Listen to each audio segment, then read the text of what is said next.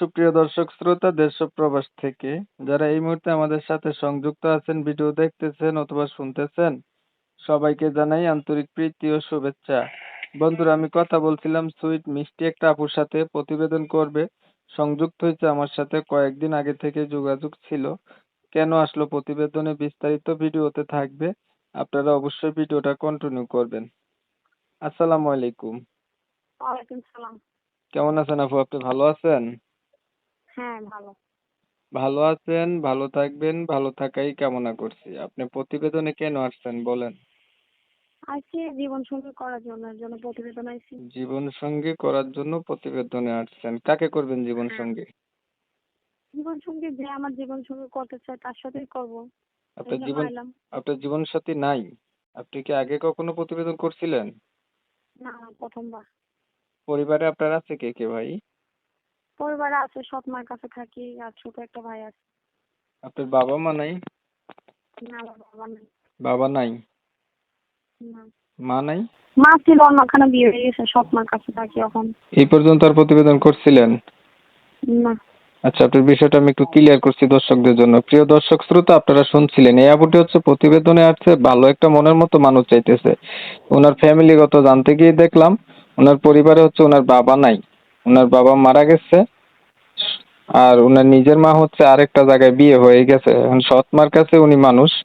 এখন উনি প্রতিবেদনে এসে চাচ্ছে একটা ভালো মনের মতো মানুষ, যে ওনার সুখে দুঃখে পাশে থাকবে, মনের সাথে মন যদি মিল খায় তাহলে বা হয়তো জীবন সাথী করবে। আমি হচ্ছে ওনার কথাগুলো আপনাদের মাঝে রিপ্রেজেন্ট করলাম। তবে আমি আন্তরিকভাবে দুঃখ প্রকাশ করছি, কমিউনিটি গাইডলাইনের কারণে ইউটিউবের নতুন আপডেট, নতুন নিয়ম কানুন মানতে গিয়ে ওনার নাম এবং ঠিকানা আপনাদের মাঝে তুলে ধরতে পারতেছি না। বিস্তারিত কিছু কথা আলাপ করছি, ওনার নাম ঠিকানা আপনারা ওনার কাছ থেকে পরবর্তীতে জেনে নিবেন।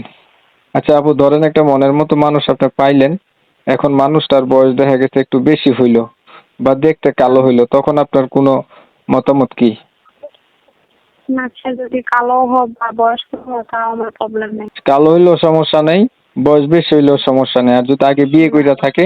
তাও প্রবলেম নেই। আপনার হচ্ছে একটা মনের মানুষ লাগবে, তার বয়স কোনো কিছু হবে না যদি সে ভালো হয়, এই তো? পড়াশোনা কতটুকু করছেন আপনি? পড়াশোনা করছি 9 পর্যন্ত। কোরআন শরীফ পড়তে পারেন? নামাজ পড়া হয়? দেখতে দেখতে ভিডিওর শেষ প্রান্তে চলে আসছি, আর কিছু বলার আছে? ঠিক আছে, আপনি ভালো থাকবেন। দর্শক শ্রোতা, আপনারা শুনছিলেন এই আপুটি কেন আসছে প্রতিবেদনে। ওনার ক্লাস 9 পর্যন্ত কিন্তু লেখাপড়াও আছে, কোরআন শরীফও পড়তে পারে, চাচ্ছে একটা মনের মতো মানুষ। ওনার যেহেতু পরিবারে বাবাও নাই, মাও নাই। এখন আমি ওনার কথাগুলো আপনাদের মাঝে রিপ্রেজেন্ট করছি, শুনে যারা ভালো পাইছেন, ভালো লাগছে, ওনার সাথে কথা বলতে চান অবশ্যই বলতে পারেন। আর যারা যারা ওনার নাম ঠিকানা জানতে চান, ওনার সাথে কল দিয়ে যোগাযোগ করে জানতে পারেন।